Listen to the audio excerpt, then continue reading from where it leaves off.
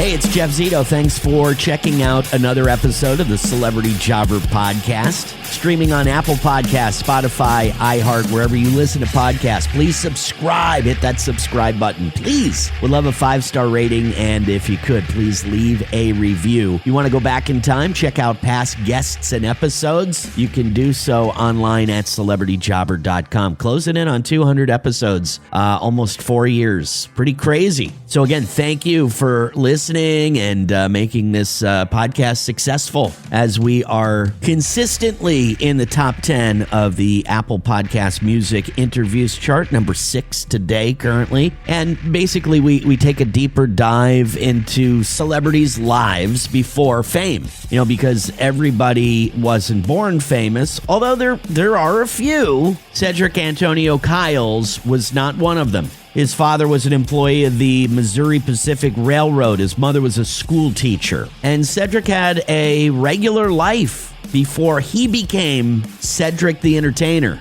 How did it all happen? What was his big break? What's he up to these days? What was his first job? And he famously has a job story, a working story that I can't wait to get into. From BET's Comic View, Def Comedy Jam, The Steve Harvey Show, Barbershop, The Kings of Comedy, and The Neighborhood. Not to mention his new movie on Netflix, Swapped. Cedric Antonio Kiles, a.k.a. Cedric the Entertainer, is my guest this week on Celebrity Jobber. The Celebrity Jobber Podcast with Jeff Zito. If you like what you hear, please subscribe, give a 5-star rating, and leave a review. Check out all our past episodes on Apple Podcasts, Spotify, or wherever you pod. What if these celebrities weren't famous? What would they have become? What was their first job? We're about to find out. Jeff, meet Cedric the Entertainer. Oh, there he is, man. Jeff, what's up, dog? Cedric, how's it going, man? All is good, man. Can't complain, man. Life is busy, and that's a good thing. Happy belated to you. Oh, yeah, man. The birthday celebration was good. Taurus season, baby, the Taurus season. Yeah, I'm a Taurus myself. I got another couple weeks. What did you do? Anything noteworthy? Well, I mean, it was a big weekend, man. I mean, I did the birthday on Friday, and then we had the opening of the Broadway show Saturday night. A lot of friends and family in town. The opening was crazy. Former First Lady Michelle Obama came to the show. It was crazy. So I would say I had one of the biggest birthdays ever. Wow. So, I mean, just take yourself back to growing up outside of St. Louis to right now, bumping elbows with the former First Lady. I mean, you ever think about this, your journey?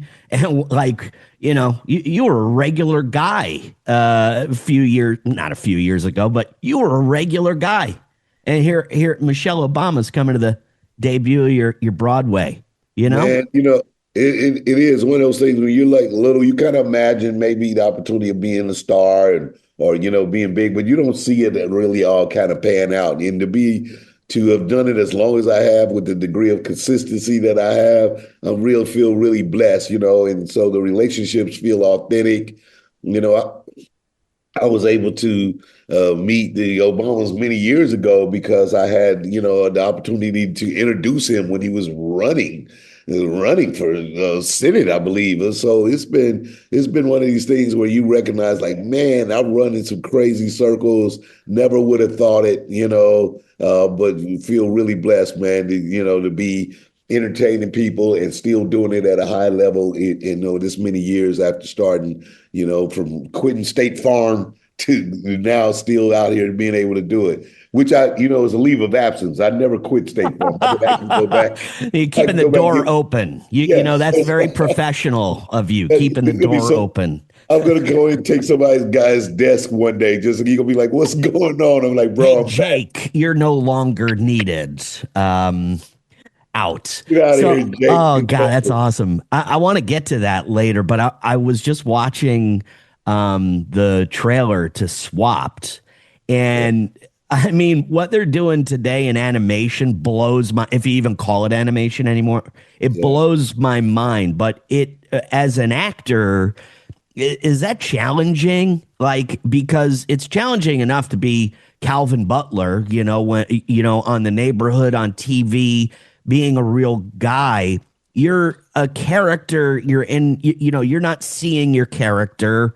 Like, how challenging is that being a voice in an animated movie? It's harder than what people think because you're right. You don't really get a chance to kind of like play off another actor. You don't really, you don't know like their mood. So you have to listen to the director is the one who kind of really explains to you what's going on right now. This is where you are. This is what just happened. And now you kind of go back to your childhood imagination and start to visualize that. That's the best way I can describe doing an animated movie is just imagine you're playing with your little toys or your army men and you're giving them voices and you're making up storylines and you're just kind of saying it in your head. And that's kind of pretty much how you have to do an animated movie. They give you a scenario and then you just start to play and just go back into that kind of childlike energy and really see if you can bring that character to life. And I think that's the best way to describe it. It's hard though. I think it's great. Like you said, you don't have the other person there and to kind of bounce off of. Right. You're by yourself, right? You're recording all your lines. Like Tracy Morgan's not with you as that fish. He's not there. So you're doing you. And I think that's a great way to describe it too. It really kind of gets regular ham and eggers like me to kind of understand what you're doing. Can you tell me a little bit about Swap? By the way, it's in on Netflix now. Can you tell me a little bit about the movie? Yeah, Swapped is really a story of two creatures. Michael B. Jordan is the lead character. He's a little small chipmunk, if you will, a little small animal. I play his father. We're used to living life small because we're these little small animals. The world is too big for us. We usually try to stay out the way. We don't want to cause any problems. And I'm teaching him to be this while he's this young, rambunctious, creative, want to experience life kind of personality. And so he ends up swapping with a bird and just so that he can fly and see the world bigger. And then ultimately realizes that he was always enough. And I think that that's kind of the storyline behind it and what makes it a really cool visual to watch and the kind of experience that allows people to understand that, yes, you can want more out of life. And at the same time, you don't have to give up who you are on the inside to do it. And I think that that's really great. Yeah, I think it's a good message, kids that maybe having a tough time growing up and wish they were something different or wish they were somebody different. I think it's a really good message. And man, it's so relevant, especially in this day and age of watching people on TikTok and on it and believing that, these Instagram photos is somebody's real life and they want to be them. And you realize like that's just all made up. Like, be yourself and enjoy life and grow and be dynamic. And I think that, the kids will enjoy this space for that reason. And families alike will enjoy this movie. The Celebrity Jobber Podcast with Jeff Zito. The Celebrity Jobber Podcast with Jeff Zito. All right, so I want to get back to State Farm for a minute. So you never quit. You left the door open. And just hear me out for a second. Jake from State Farm, this guy's got your gig. I mean, this is a no-brainer. You know what I mean? Just think about that for a minute. This is a no-brainer. This job belongs to Cedric the Entertainer. Anyway, tell me a little bit about growing up, right? Tell me a little bit about your life. You're in, because you got into this later in life. This wasn't like when did comedy and show business, Cedric the Entertainer, when did that become real life to you? I'm raised in a single parent household. My mother was a school teacher. She taught elementary, 30 something years. He raised my younger sister. My younger sister she's actually a professor at Pepperdine University. Oh, beautiful. And so we just kind of, lived in this educational family, but I always had this fun, outgoing personality. I kind of knew that I could entertain when I was really young, but because my mother was a teacher, I had to go to college. I had to go and get a degree. So I worked at State Farm. I worked in corporate America. And then, and right around in my mid 20, late 2026s, I discovered I could do comedy and just started going for it. So, and pretty early on, loved it, knew that this was my passion, to be able to entertain people. And so, luckily for me, I was able to set myself on the path and was really blessed, with making really cool moves early on. Landed the Steve Harvey show because I went to Dallas and was stuck and ran into Steve Harvey and ended up going to a comedy club where he was performing. This just so happened that the headliner wasn't doing well. He put me up. I went up and killed. He brought me back. We became friends, and that led to me being on the Steve Harvey show, and then us doing the Kings of Comedy together, and still great friends to this day. Man, so you went to college. You went to Southeast Missouri State. Yeah. You were a mass comm major. What'd you think you were gonna be then? I was gonna be a broadcaster. I actually, I was gonna do like kind of fun news, like Access Hollywood, Entertainment Tonight kind of stuff. Like that was a new, like during that time, the late '80s. That was fairly new, and so I actually got a job at a CBS affiliate to do the little fun stories. But never actually got a chance to go to work. The company had some expansion happen, and my salary got wrapped up before I ever got to go to work. So that was crazy. So what about your very first job? Can you take me to what before State Farm? What were you as a kid? What was your first job growing up? Oh man, I'm from the Midwest, man. So it was shoveling snow and cutting grass. That was your kind of hustles. But I remember like my kind of very first job that I had was working at a janitorial service for a guy that went to church with us, and he had a big janitorial service where you clean buildings. Oh, wow. That's your first time going into an office building at night, like a big, 20-story building, and you got offices. You go around and you clean up, and you vacuum real quick, and you empty all the trash cans, and you do that, and you just bounce around. And I just remember having to do the floors with the big cleaner, Yeah. like putting way too much liquid on the ground, needing his help, having the machine get loose from you and go spinning down the hallway. Like all those experiences, man, was that first job. Were your parents, excuse me, were your parents supportive of your dream to become an entertainer? It took some time. That's what I think is kind of why I started late. My mother was a school teacher. She kind of only understood, point of order and business way, doing it the traditional way. And so the fact that I wanted to do something different, I had to convince her. And so I remember telling her a joke one time. I had written this joke, and she laughed so hard she went to the ground. And that's when I knew. I was like, okay, I can do this. She gets it. She came to watch me perform live, and she was like, okay, I think you can do it. And from that point, she kind of supported me and just kind of got behind me. I always did it smart, though. I didn't quit my job right away. I worked and would do comedy at night and kind of build my career up and built my name up around the city. And just kind of really took my time until I had a great break-even point. And so I never just kind of quit where I needed to lean on her or anyway. I just needed her support. And so that's how it worked out. And you were also a substitute teacher for a minute? Yeah, is that right? Yeah. How did that work out? That kind of came from, like I say, when I didn't get the job, doing the news, I had to come home and find something to do really quick. And, because my mother was a school teacher, she knew the school systems, and she knew that my college degree would allow me to be able to get these jobs where I can go and substitute for the days. And if you they kind of keep you busy. And that's how I, was able to live for the first few months after graduation is I just substitute and would, hang out with the kids. But I felt so close to the kids. I was only a few years ahead of them. I was because I was at a high school. And I was like, man, this is kind of weird. Like I just was here. The Celebrity Jobber Podcast with Jeff Zito. Celebrity Jobber. Tell me about was there a big break? You're just mentioning the Steve Harvey story.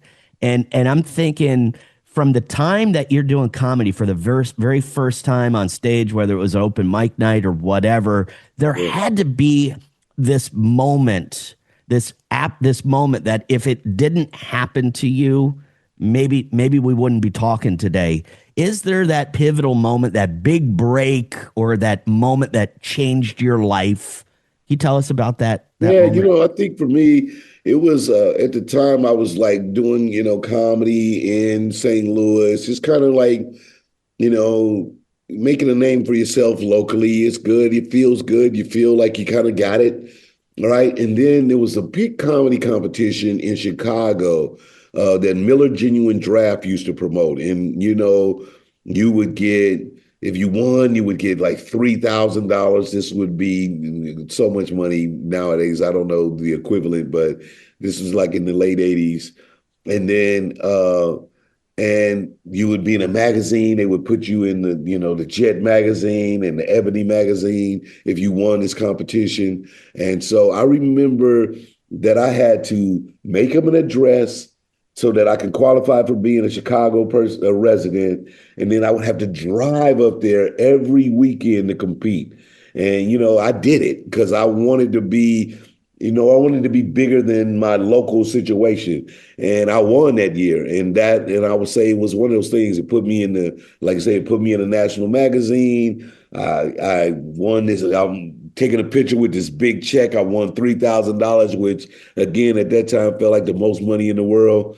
And it was one of those things that put me in the talks. People like Bernie Mac were around, and Adele Givens, and there was a lot of great comedians coming out of Chicago at that time, and it put me in the same talks with them, and which gave me, was one of those things that really let you know you can do it on a national level.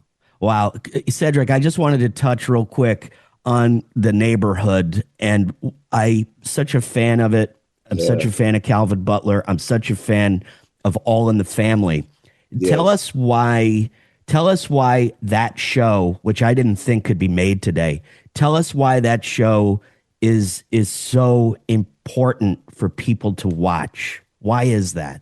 The show started at a very interesting time in our country when gentrification was all the talk. Everybody kind of felt like, people are moving into neighborhoods and bringing in the Whole Foods and moving folks out that lived there for generations.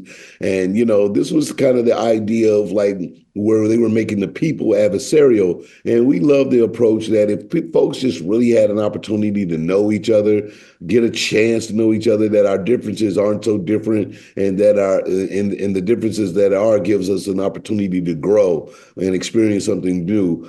And we were able to capture that with this show, man, tell so many great stories. The cast was amazing. And I think that that's what people really started to resonate with and love about the neighborhood. We started to get, even more viewers, of course, in syndication now, like more and more people like finally like, oh man, this show is great. I just really kind of got on top of it because, in the world of streaming, there was just so many opportunities to watch different things. But now when we're on every night right before you go to bed, it's perfect. So really happy that people are discovering the show and that, we had the opportunity to do 8 seasons of it. Huge. And I think it's important for people to watch today Yes, in this current climate. Swapped is on Netflix. Cedric the Entertainer. A pleasure, man. I'm so glad he didn't quit State Farm. He's keeping the door open. Watch That's out, right. Jake. Always keep the door open. Let me know if you need a claims adjustment. I can give you some advice.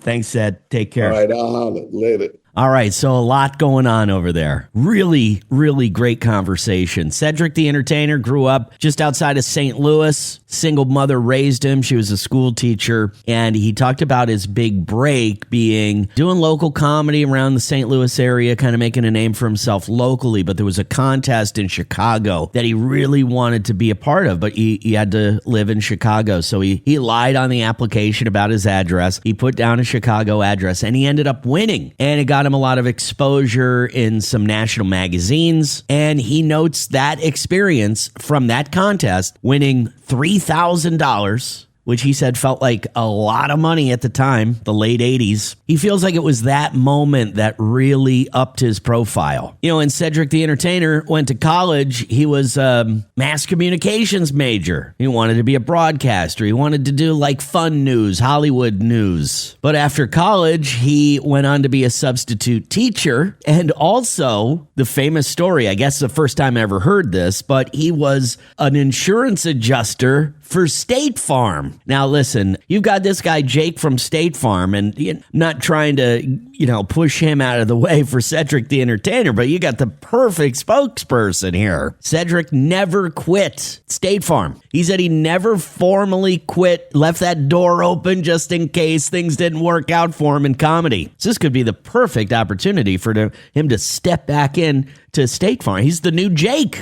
I don't know. I definitely think that idea has legs. Cedric said his first job, though, was with a janitorial service. Pretty crazy how his working life started out with working as a janitor and now Cedric the Entertainer. Thought it was really interesting talking to Cedric about being in these animated films. It's got to be hard enough acting, being on camera, trying to be natural with some made-up story, some made-up character. But when it's animation, it's even more crazy. And there's nobody else in the other room. You're not playing off of somebody else. They're cartoons. They haven't really yet been created. So I thought it was really interesting how he explained he takes himself back to the days when he was like a child playing with his G.I. Joe guys, and he had to rely on his imagination. And that's kind of how he is able to lend his voice to these animated movies. And I thought it was a really great explanation. I don't think Cedric the Entertainer is going to have to return to his job with State Farm as an insurance adjuster, but I definitely think there's room for him as a spokesperson. Sorry, Jake. You had a good run, though. Right? There you go. Cedric the Entertainer on the Celebrity Jobber podcast, streaming now on Spotify, on iHeart, Apple Podcast, wherever you listen to podcasts. We're streaming on all of them. If you want to go back in time, check out past guests and episodes, you can do so at celebrityjobber.com. Plus, you can follow on Instagram, celebrity_jobber_podcast, youtube.com/the @CelebrityJobber. And for video bonus content, check out substack.com/celebrityjobber. Most celebrities are just one big break away from fame. And before they hit it big, they were, pretty much just like you and I. Who knows? Maybe your big break is right around the corner. Anyway, thanks again for listening to another episode of the Celebrity Jobber podcast. And until next week, we'll see you then. I'm Jeff Zito.